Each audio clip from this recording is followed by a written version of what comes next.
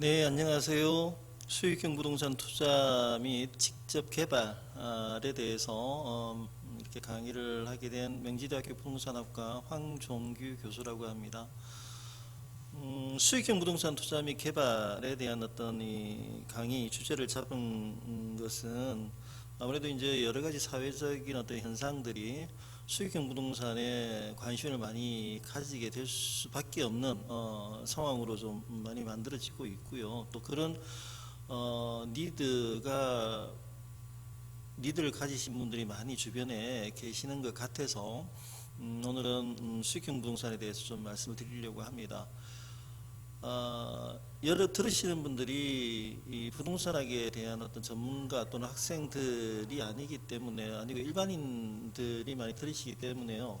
아주 뭐 깊이 있는 이야기를 하는 것보다는 수익형 부동산이 어떤 것이고 또 투자를 할 때 또 어떤 점을 좀 주의를 해야 되고, 또는 투자를 외에도 또 직접 이렇게 수익형 부동산을 만들어 보고자 하시는 분들이 계시다면 또 거기에 대해서 도움이 되는 얘기를 좀 편하게 좀 해드릴게요. 그래서 부담 없이 편하게 좀 들으시면 좋겠습니다. 자, 수익형 부동산 정의하고 종류를 좀 볼게요. 수익형 부동산이라는 거는요, 매기 정기적인 임차료가 발생하는 부동산을 수익형 부동산이라고 해요. 매월 단위 또는 연 단위로 이제 수익이 발생을 할 텐데, 정기적인 기간에 발생을 하니, 근데 우리 보통은 이제 월 단위로 우리가 수입을 가져간다라고 생각을 하죠. 그런 게 이제 수익형 부동산이다. 근데 수익형 부동산의 그럼 종류는 어떤 게 있느냐? 여러분 보시듯이 상가, 뭐 오피스텔, 그리고 소형주택, 그리고 뭐 서비스로 레지던스, 분양형 호텔 등등 여러 가지가 있습니다. 여러 가지가 있는데 이 종류로 보시는 이 수익형 부동산 모두가 정기적인 임차료를 발생시키는 것들인 거죠. 그래서 성향에 따라서 어떤 것을 투자할지는 결정하셔서 그 시장 상황하고 또 어떤 위험이 있는지를 잘 살펴서 투자를 하시면 매월 정기적인 임차료를 발생시키고, 또 그것이 나이 드신 분이나 이런 분들께는 장기적으로 생활에 좀 도움이 되는 그런 수익형 부동산이 될 수 있겠습니다. 상가 같은 경우는 여러분 잘 아시잖아요, 그죠? 조그만 어떤 단위, 이런 이제 개개인들을 대상으로 제가 강의를 하다 보니까 규모가 큰 것은 말고요, 좀 소규모로 해서 좀 말씀을 드릴게요. 상가 같은 경우에 조그만 상가 분양 받으셔서 임대를 주게 되면 임차인이 상가에 들어와서 어떤 영업을 하면서 임대료를 이제 내게 되죠. 그 임대료를 매기 받아서 여러분들이 이제 수익을 가져가시는 거고요. 오피스는 사무실입니다, 그죠? 예를 들어서 전설 역세권에 있는 오피스를 하나 임대 받으셔서 분양 받으셔서 임대를 줘서 임대 수익을 얻어가는 구조. 그리고 이제 오피스텔 같은 경우는 주거용 오피스텔을 많이 이야기하죠. 그래서 주거용으로 임대를 줘서 임대 수익을 가져가는 구조. 이것과 비슷한 것이 이제 1, 2인용 소형주택이라는 게 있습니다. 이 소형주택은 시장에서는 흔히 원룸이라고 보통 얘기를 하죠. 이 원룸이라는 게 법적인 용어로는 도시형 생활주택이라는 것으로 많이 얘기가 돼요. 도시형 생활주택이라는 것은 여러분 들어보실 수도 있으시겠습니다만 2008년도 이 법이 만들어집니다. 법이 만들어져서 1인 또는 2인 가구가 거주할 곳이 워낙에 사회에 없다 보니 이 도시형 생활주택 공급을 해서 1인 또는 2인 가구의 주거를 해결하자라는 취지에서 정부에서 이 제도를 만들어요. 이 제도를 만들면서 가장 크게 이렇게 뭐랄까 인센티브를 준 것은 주차대수 완화입니다. 주차대수 완화를 하다 보니 기존의 어떤 부지에 지을 수 있는 원룸보다 더 많은 세대수의 원룸을 지을 수 있는 상황이 만들어졌죠. 주차대수를 완화를 했기 때문에. 그래서 임대수익이 꽤 많이 나오는 상품을 만들 수 있었어요. 이제 소위 원룸 건물이라고 보통 얘기를 하죠. 일반 주거 지역에 많이 지어졌습니다. 수익률로 따지면 보통 한 8%, 9% 많이 나오는 것은 뭐 10%가 넘어가는 수익률이 확보가 되기도 했었어요. 그런 게 이제 2인을 대상으로 한 어떤 소형주택이라고 볼 수 있고요. 그게 이제 만들어지게 되면 어떻게 됩니까? 임대를 다 주게 되죠. 예를 들어서 원룸 건물에 10개의 원룸이 있다면 그걸 임대를 주게 되는 거죠. 그래서 한 원룸 하나당 예를 들어서 임대 수입을 50만 원이라 한다면 10개를 임대를 주게 되면 월 500이라는 수입이 들어오게 되겠죠. 물론 관리비 외에 기타 비용이 들어가겠지만 그래도 400만 원 이상의 어떤 수입이 생기다 보니 땅을 가지고 계신 분이나 이런 분들이 많이 이렇게 지으셨었어요. 수익률이 높다 보니까 그런 게 있었고요. 그리고 이제 서비스 레지던스 같은 경우는 장기 체류입니다. 장기 체류 호텔이라고 생각하시면 돼요. 그러니까 취사가 가능한 장기 체류 가능한 호텔이다라고 생각하시면 되는데요. 이게 이제 외국에서 어떤 비즈니스 때문에 장기적으로 국내에 머물러야 되는 사람 또는 관광 목적으로 한국을 방문한 사람들이 좀 장기적으로 머물려고 하다 보니 호텔에서는 좀 비용이 좀 많이 나가잖아요, 그죠? 그래서 좀 저렴한 호텔 형식의 숙박 시설에 대한 니드가 생기다 보니 장기적으로 숙박하면서 취사도 가능한 그런 시설의 임대 상품이 나오게 되는 거죠. 그게 이제 서비스 레지던스라는 겁니다. 도심에 많이 지어졌었죠. 그리고 이제 분양형 호텔 같은 경우는 서비스 레지던스랑 좀 비슷한 개념인데요. 분양형 호텔은 이렇습니다. 호텔 객실을 분양을 받는 거예요.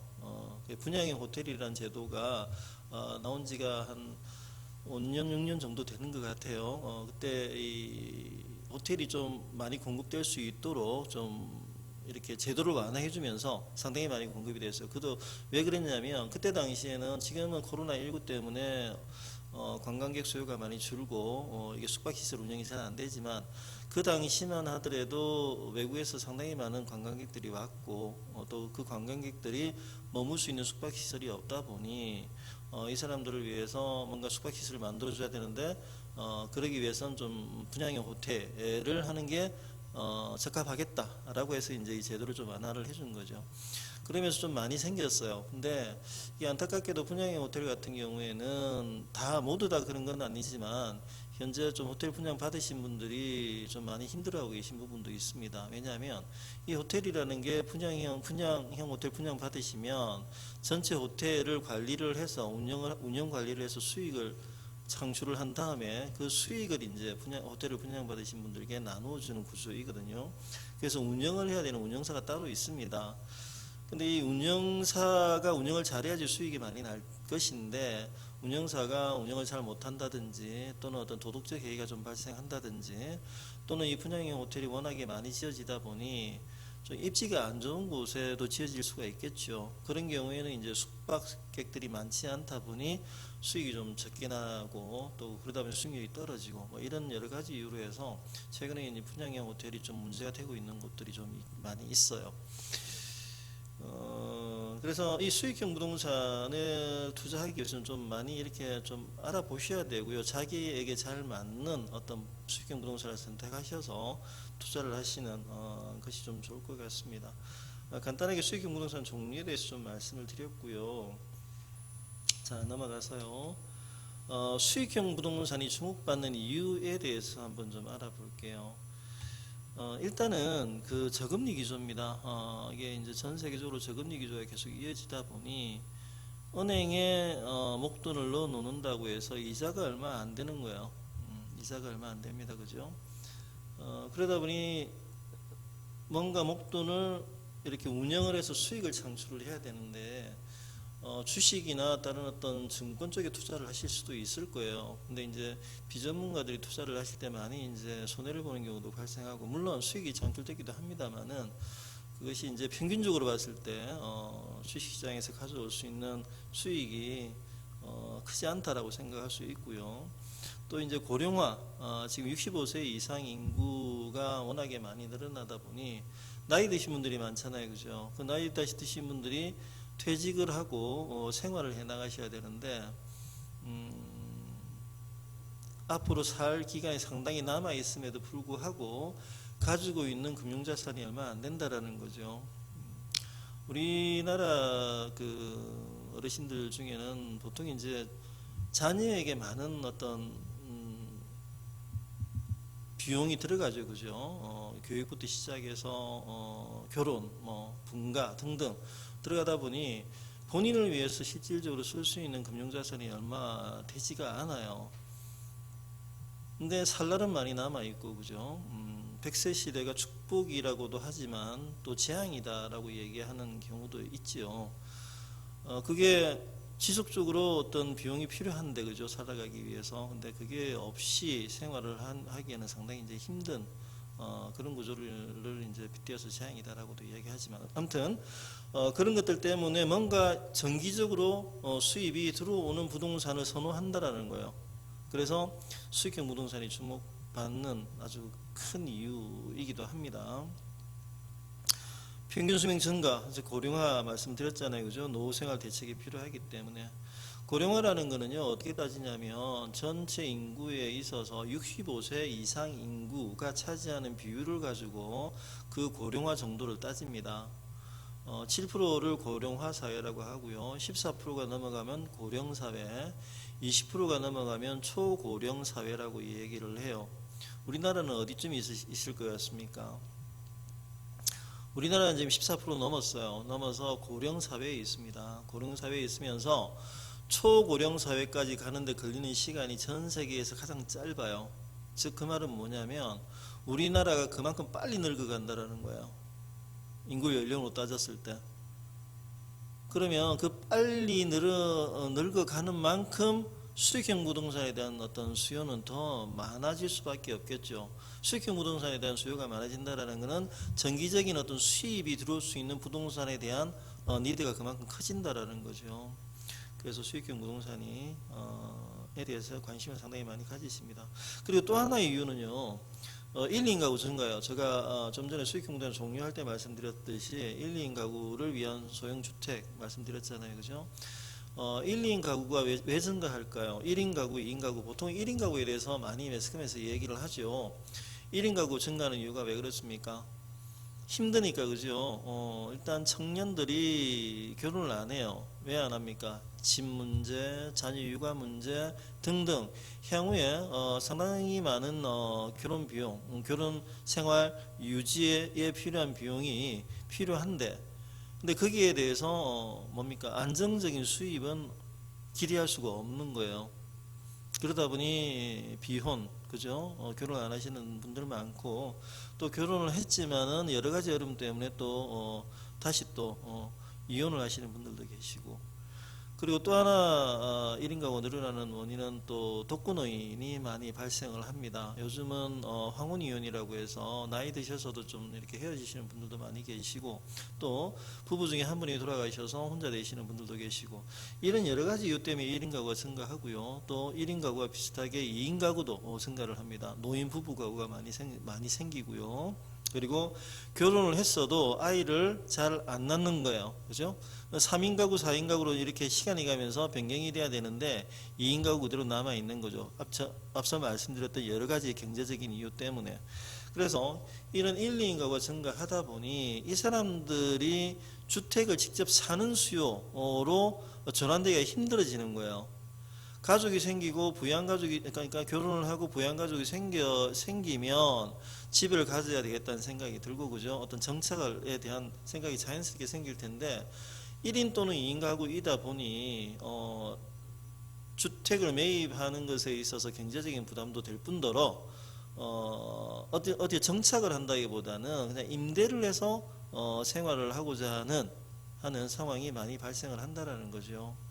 그래서 수익형 부동산을 만약에 주거 쪽으로 한정해서 생각을 해본다면 앞서 말씀드렸던 뭐 오피스텔, 주거용 오피스텔이나 또는 도시형 생활주택, 소위 원룸이라고 했죠, 그죠? 원룸 쪽에 한정해서 생각을 해본다면 그런 쪽에 주거용 수익형 부동산에 대한 수요가 많이 늘어난다라는 거예요. 1, 2인 가구가 늘어남으로 해서, 그죠?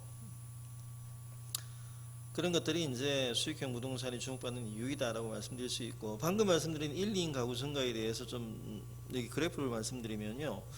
왼쪽에 여러분이 보시기에 왼쪽에 있는 게 1인, 2인부터 5인 가구 이상에 대한 어떤 비율을 나타낸 겁니다. 1980년부터 2035년까지의 비율 예상치를 나타낸 거예요. 거기 보면 1, 2인 가구가 상당히 많은 부분을 차지하죠. 아랫부분에 있는 게 맨 아랫부분에 있는 초록색이 1인 가구고 위에 이제 남색이 2인 가구, 위로 갈수록 이제 가구 원수가 늘어나는 구조이에요. 5인 이상 가구 한번 보세요. 5인 이상 가구는 1980년도에는 저희 거의 절반을 차지했다가 2035년 가면 어떻게 됩니까? 거의 찾아볼 수가 없어요. 그죠? 비율이 아주 많이 줄어들어 버리는 거죠. 그것을 어느 가구, 어떤 가구, 소형 가구들이 그 비율을 차지하고 그런 겁니다. 오른쪽에 보시면 1인 가구와 2인 가구 비율이 있어요. 자, 1인 가구가 밑에 파란색인데 2035년이 되면 거의 35%가 됩니다. 그리고 2인 가구 같은 경우에 2035년이 되면 2인 가구도 거의 35%가 돼요. 자, 두 개를 합치면 2035년에, 이건 물론 예측치입니다만 2035년에 1인 가구와 2인 가구를 합쳐버리면 70% 정도가 된다라는 거예요. 그 정도로 소형 가구가 많이 늘어납니다. 이 사람들이 주택을 매입을 하는 수요도 있겠지만 대부분이 좀 전에 말씀드렸듯이 어떻게 해요? 대부분 임차 수요로 전환이 될 것이라는 거죠. 그러다 보니 주거용 부동산, 소형 주거용 부동산의 수익형 부동산화는 상당히 많이 늘어날 것이다. 그래서 안정적인 어떻게 보면 역으로 생각을 해보면 임대를 하는 사람 입장에서 수익형 부동산을 운영하는 사람 입장에서는 그 수익형 부동산을 필요로 하는 수요자가 상당히 많이 늘어나는 시장이 될 것이다 라고 역으로 생각해 볼 수도 있겠지요. 자, 수익형 부동산이 주목받는 이유에 대해서 간단히 살펴봤고요. 자, 그러면 수익형 부동산이 이제 주거용 수익형 부동산인 경우에는 그런 수요자가 많이 생긴다고 말씀드렸고, 또 주거용 이외에는 상가 또는 뭐 오피스 또 뭐 서비스 레지던스 등등이 있다고 했잖아요. 그러면 이제 이런 생각을 해볼 수 있죠. 그러면 수익형 부동산이 저렇게 많이 있는데 그러면 내가 어떤 목돈이 있어요. 이거를 뭐 다른 데 투자하자니 조금 리스크가 있고 또 은행에 예금을 해도 받을 수 있는 이자가 그렇게 크지 않기 때문에 그럼 부동산에 한번 투자를 해봐야지라고 생각을 해볼 수 있겠죠, 그죠? 그러면 이제 부동산에 투자를 하고자 할 때 가장 중요한 요소는 뭡니까? 일단은 가격이에요. 내가 가지고 있는 금융자산에 한해서 투자를 할 수 있는 거 아니에요, 그죠? 그러면 가격을 어떻게 측정하는 것이 가장 좋을까? 예를 들어서 주거용 오피스텔이라고 한번 생각을 해봅시다. 여러분이 많이 접해 보셨을 것이고 향후에도 좀 접할 수 있는 그런 상품이기 때문에 예를 한번 들어본다면 보통 오피스텔을 지어서 분양을 하잖아요, 그죠? 그러면 분양하기 위해서는 모델하우스가 필요할 거예요, 일반적으로. 그러면 모델하우스에 여러분이 가게 되면 모델하우스에서 이 오피스텔을 얼마에 분양합니다. 그리고 이런 여러 가지 설명을 할 거 아니에요.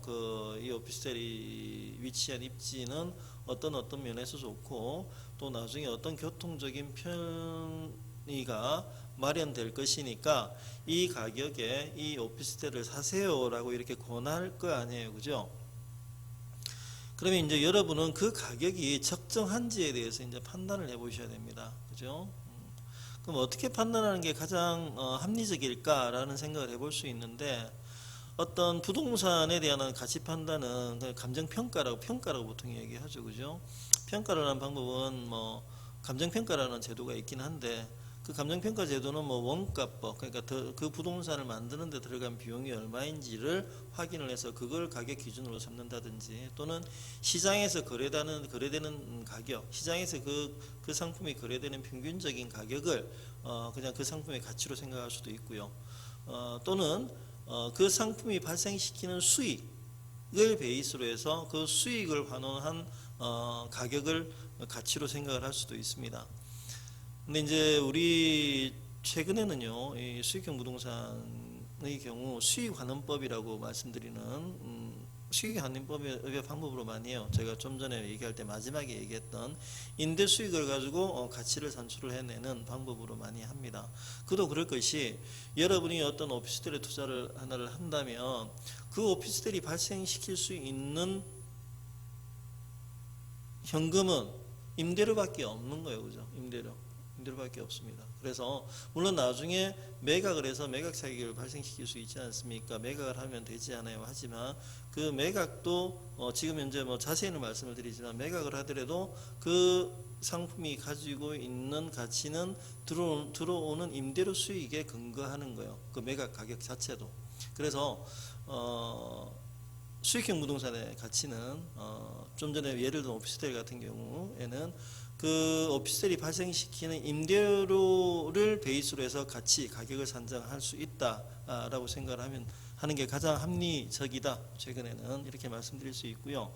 여기 보시면 매기 일정한 임대료를 R이라고 해서 발생하는 부동산의 현재 가치를 오른쪽에 여러분이 이상한 어떤 수식을 좀 써놨죠, 그죠? 그래서 수식 이거 여러분이 이해하실 필요 없어요. 매기 일정한 임대료가 발생하는 부동산의 현재 가치를 여기 보면 V0라고 했을 때 여기 중간에 있는 것들은 여러분 다 무시하시면 되고요. 결국 뭐 이쪽 오른쪽에 있는 것만 기억하시면 됩니다. 뭐 I분의 R이다라고 되어 있죠, 그죠? R. 자, 그래서 이거를 왜 이런 식으로 할 수 있냐면요. 자, 어떤 오피스텔을 지금 기간 제로 상태에서 투자를 한다고 가정을 해봅시다. 가정을 하면, 자, 1기 이후에 발생하는 임대료가 100만 원이고요. 2기 이후에 발생하는 임대료가 또 100만 원이고, 이렇게 쭉 임대료가 미래에까지 발생을 한다라고 가정을 하는 거예요. 그래서 이 n이 상당히 멀리까지 갈 수 있다라고 가정을 합니다. 그 가정을 해서 이걸 전부 현가화 시키는 거예요. 예를 들어 1년 후에 1,000만 원이 내 임대료가 나온다면 이거를 현재로 환원해서 현가화 시키고요. 2년 후에 1,000만 원이 또 임대료가 발생한다면 이 1,000만 원을 다시 2년을 당겨와서 현가화 시키고 3년 후에 것도 마찬가지고 쭉 다 N년 후에도 이 1,000만 원 발생하는 임대료를 다 현가화 시키는 거예요. 이 현가화 시킨 것을 다 더한 게 지금 투자하는 부동산 오피스텔의 가격이 되는 게 가장 합리적이다라고 보는 거예요. 그걸 보통 내재 가치라고도 이야기를 해요. 내재 가치.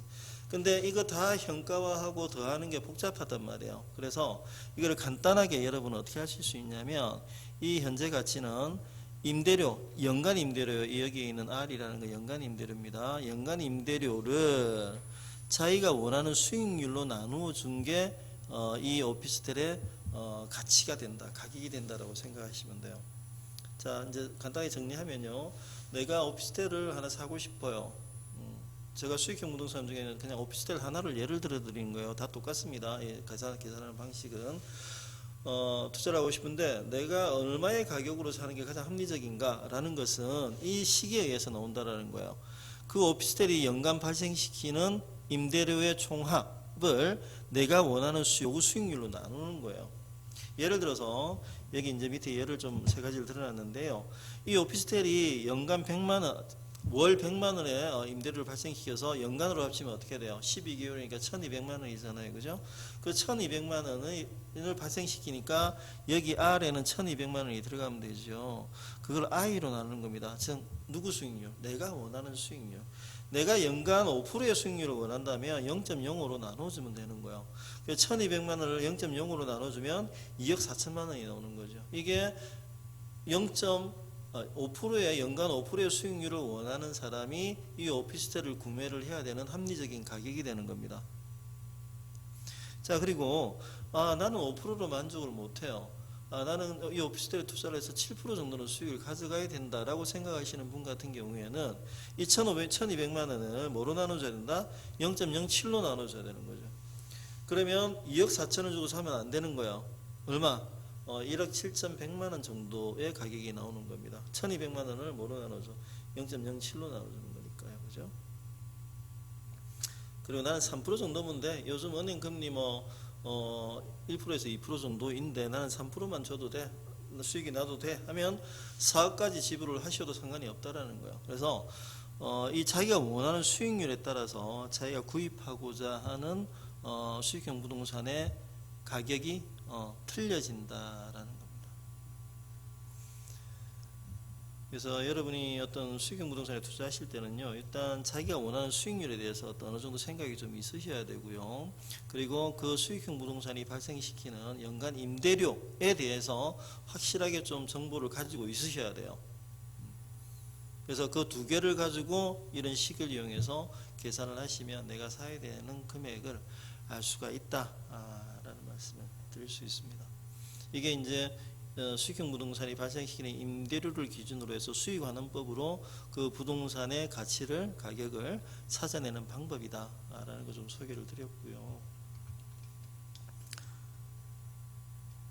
그다음에 레버리지 효과에 대해서 말씀을 좀 드려볼게요. 레버리지 효과라는 지렛대 효과라고 해요. 자, 앞서서 우리가 오피스텔 계속 예를 연결해서 예를 좀 드려볼게요. 오피스텔인 경우에 우리가 아까 5% 수익률을 원할 경우에 2억 4천을 주면 된다고 했잖아요. 근데 그 오피스텔을 사는데 이제 5% 수익률이면 되니까 2억 4천에 살 수 있다라고 가정을 해봅시다. 자, 2억 4천을 사는데 내가 가지고 있는 금융자산이 2억 4천이에요.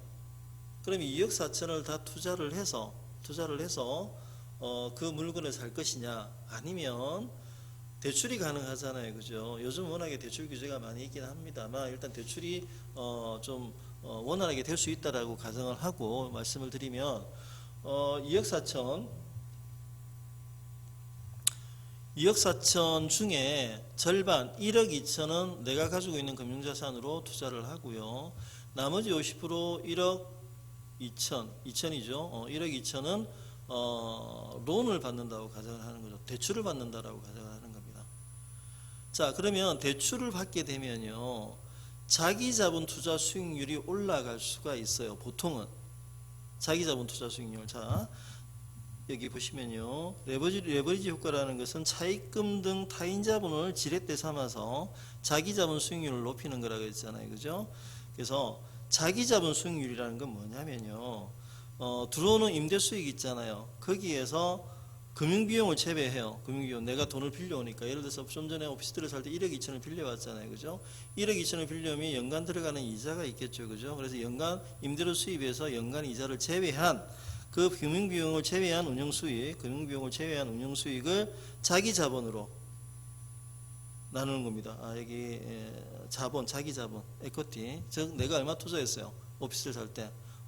1억 2천 투자했잖아요. 그죠? 1억 2천으로 나누는 것을 ROE라고 해서 자기 자본 수익률이에요. 이 자기 자본 수익률이요, 보통 은행으로부터 대출을 받지 않고 자기가 그냥 2억 4천을 투자해서 받는 수익률보다 더 높아진다라는 겁니다. 보통은 그렇습니다. 일반적으로. 그래서 투자를 하실 때는 자기 자본이 있다, 자기 금융자산이 다 있다고 해서 자기 자산 자본으로 다 하는 것보다는 은행에서 어느 정도 대출을 받아서 론을 받아서 투자하시는 것이 수익률에 도움이 된다라는 말씀을 좀 드리고 싶어요. 왜냐하면 어떤 분들은요, 제가 이렇게 말씀 이렇게 들어보면 대출을 상당히 좀 싫어하시는 분들이 계세요. 좀 나이 드신 분들 중에 그런 분들이 많은데요. 그러니까 은행에서 대출을 받는 것을 빚을 진다라는 개념으로 생각하시는 분들이 상당히 많더라는 거죠. 그런데 투자는 어차피 수익을 목적으로 하는 것이라서 레버리지를 활용하는 게 훨씬 유리합니다. 그래서 자기 자본 수익률이 더 높아지는 거예요. 예를 들어서 이런 거죠. 2억 4천을 자기 자본을 다 쓰게 되면 부동산 하나만 매입을 할 수 있지만, 그죠? 만약에 레버리지를 일으켜서 매입을 하게 되면 부동산 2개를 매입을 할 수가 있고, 또 그 레버리지 효과를 일으키기 때문에 수익률도 훨씬 높아질 수 있는 그런 상황이 될 수 있다라는 겁니다. 그래서 부동산 투자에 있어서 레버리지 활용하는 것을 너무 터부시하실 필요가 없어서요. 그런 분들이 간혹 있으셔서 말씀드리는데, 그래서 레버리지 효과는 그런 거고 활용하시는 게 좋겠더라라는 겁니다. 좀 드리고요.